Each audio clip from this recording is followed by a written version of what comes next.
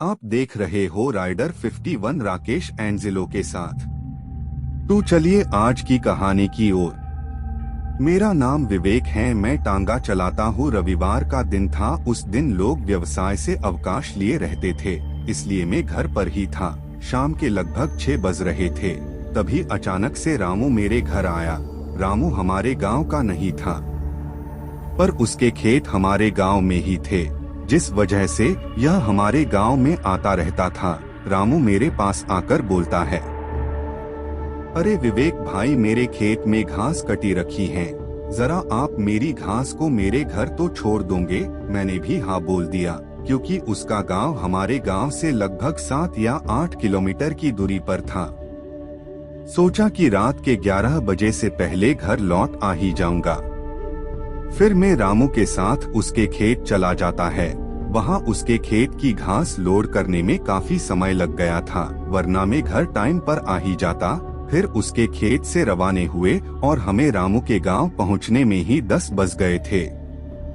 फिर उसके बाद घास टांगे से नीचे रखने में भी काफी समय लग गया था। 11 बजने में कुछ ही समय बाकी रहा, इसलिए रामू मुझे बार बार अपने घर पर रुकने को बोल रहा था, क्योंकि उसके गांव से हमारे गांव तक जाने का बस एक ही रास्ता था, जो उस देहरा कब्रिस्तान के आगे से होकर जाता था। एक बार को तो मेरा मन भी रामू की बात मानने के लिए राजी हो गया, लेकिन मैं घर नहीं गया तो मेरे घर वाले परेशान हो जाएंगे। ना मेरे पास कोई फोन था और ना ही मेरे घर वालों के पास। मेरे घर में बूढ़े मेरे माँ बाप और मेरी बीवी और मेरे 2 छोटे छोटे बच्चे थे। उन सब की चिंता ने मुझे आने पर मजबूर कर दिया था। फिर मैं रामू के घर से निकल गया। अब मैं उसी डेहरा कब्रिस्तान के पास आ गया। फिर मैंने अपनी घड़ी में समय देखा, रात के लगभग 11 बज चुके थे। पहले तो मैंने वहां से लौट जाने को सोचा, फिर कैसे भी करके मैंने हिम्मत करी और आगे बढ़ चला। मैं कुछ ही आगे गया था, तभी मुझे ऐसा लगा कि कोई मेरे घोड़े गाड़ी पर आकर बैठ गया हो। मैंने हिम्मत करके पीछे मुड़कर देखा, पर वहां पर कोई नहीं था। लेकिन फिर भी मुझे यही लग रहा था कि कोई मेरे पीछे बैठा हो। जो त्यों हिम्मत करके मैं थोड़ा और आगे बढ़ा तो मेरे टांगे का वजन बढ़ गया। मैं जैसे जैसे आगे की ओर बढ़ता जा रहा था, वैसे वैसे टांगे में भी वजन बढ़ते जा रहा था। अब पीछे इतना वजन हो गया था कि मेरे टांगा आगे से थोड़ा ऊपर उठने लगा था। मेरा घोड़ा भी लगड़ा चल रहा था। मैं सब समझ गया था कि मेरे टांगा में कोई आत्मा आकर बैठे गई है और अब मैं शायद ना बच पाऊंगा। इसी बीच मुझे मेरी माँ की बात याद आई, जो उन्होंने मुझे बचपन में बताया था कि यह भूत और आत्मा आग से थोड़ा डरते हैं। तभी मैंने अपने जेब में रखी बीड़ी निकाली और मैं बीड़ी पीने लग गया। जैसे ही मेरी एक बीड़ी खत्म होती तो मैं दूसरी बीड़ी जला देता। ऐसा करते करते पूरी बीड़ी खत्म हो गई थी।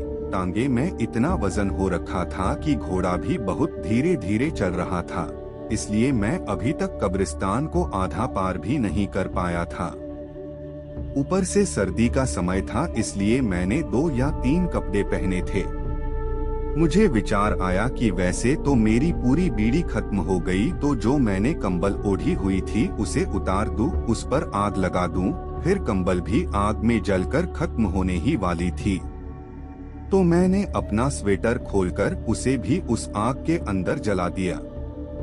फिर स्वेटर भी आग में जलकर खत्म होने वाला ही था। उसे पहले मैंने अपनी कमीज भी निकालकर आग में डाल दी। अपनी जान बचाने के लिए कुछ तो करना ही था, इसलिए मैं अपने शरीर में पहने हुए सभी कपड़ों को धीरे धीरे करके जला रहा था। मेरे शरीर के ऊपर के सारे कपड़े खत्म होने वाले ही थे, तो मैंने अपने पैजामा को भी उतारकर उस आग में डाल दिया। अब मैं सोच रहा था कि अब मेरे पास एक कच्चा ही बचा है, अब क्या करूं? लेकिन मेरे पैजामे की आग खत्म होती उससे पहले ही मैं उस कब्रिस्तान की दीवारें को पार कर दिया। पार करते ही अचानक से मेरे घोड़े गाड़ी का वजन कम हो गया। फिर मेरे पीछे एक भयानक और डरावनी सी औरत ने मुझे आवाज दी। उसने अपनी खौफनाक आवाज से मुझे बोला, आज तो तू बच गया, अगली बार आया तो नहीं बचेगा। यह सब सुनकर मैं हका बका रह गया। वो अपनी जगह से हिले भी नहीं। मैं डर के मारे अपनी घोड़े गाड़ी को तेजी से भगाया, अपने घर की ओर चल दिया। उसके बाद मैं लगभग 12 दिन बीमार रहा, कुछ बोल भी नहीं पाता। उस दिन से मैंने सोच लिया कभी भी इस रास्ते से रात में नहीं जाऊंगा। अगर ये वीडियो अच्छी लगी तो हमारे YouTube चैनल को सब्सक्राइब करें और वीडियो को लाइक करें। टू मैं आप लोगों को अगली वीडियो पर मिलता हूँ। जब तक के लिए जय हिंद।